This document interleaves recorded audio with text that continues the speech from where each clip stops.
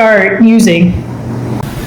I would say, well, first time I smoked pot was on the set of A Bronx Tale, but I really started using, I would say in like 94 is when I touched the cocaine, started dabbling in it, and then did that, and then tried crack here and there, but then I got really paranoid off the coke. I used to experience psychosis.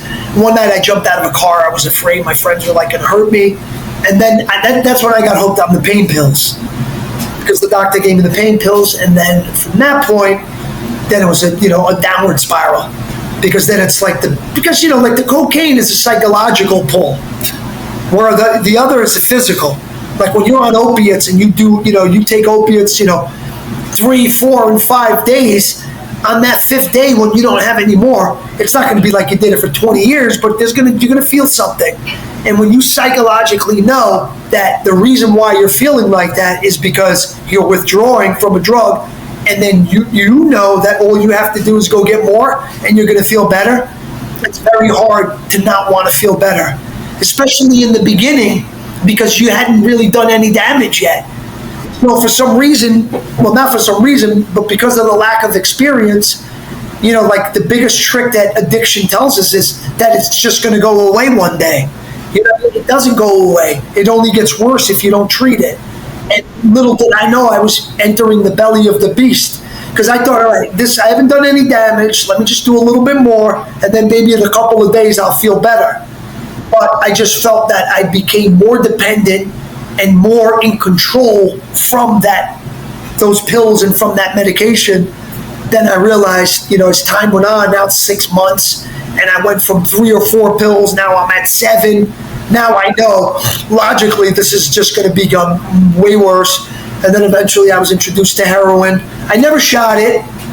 And when you don't shoot it, I think it's almost better to I think it's actually, I don't know, the pills were stronger. I feel that because I never shot the heroin. I mean, obviously, if you shoot it, the withdrawal is probably going to be way more intense. But I never shot it, and I just feel that sometimes heroin goes bad. Like now it's not really even heroin anymore. People don't want heroin. Nobody wants heroin. People want fentanyl because it's the strong stuff. But back then, I never really shot it. So I remember coming off the pills was harder. And it was a harder detox than the heroin. So. When did you realize, okay, this thing is going to affect my movie career? I knew that early on. But I was just in denial that I was an addict. And I was in denial that I needed to work to make this stop. You know what I mean? I just thought that this is going to go away on its own. But the example and the analogy that I use, it's like a little kid's shirt. Eventually, they're going to outgrow the shirt because they're going to get bigger. You know what I mean? But this addiction is not like a little kid's shirt. You're not going to outgrow this. This is going to outgrow you, and it's going to kill you. So yeah. So at your worst, how much were you using per day? I was snorting over 20 bags of heroin. I was smoking near $500 of crack a day. That was in 2005. I would say that's from October to December. Those last few months were terrible, absolutely terrible. Yeah. So at some point, did anybody on set kind of see you becoming an addict?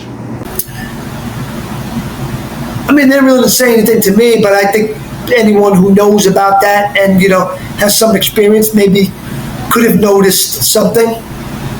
Yeah. So what was your lowest point?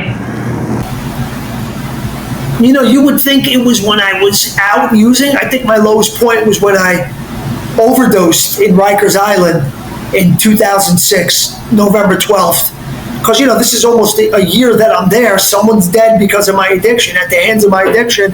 And I'm still getting high when you would think he's in a place now where he's getting better. And, you know what I mean, scared straight after what happened and, someone losing their son. But that's not what happened. this is how powerful it is. I just wanted to keep going to the point where I overdosed in myself. Okay, listen. How do you get drug in jail? Is it by the COs or the inmate visitors? The inmates will bring it in, the COs will let it in. You know what I mean? I mean, sometimes, like, COs don't know, but there are a lot of the, COs know. It would never be able to go on at the level it does if COs didn't know. Of course it does. But it's not all COs, because you get a lot of COs that buy the book and do their job and would never do that. So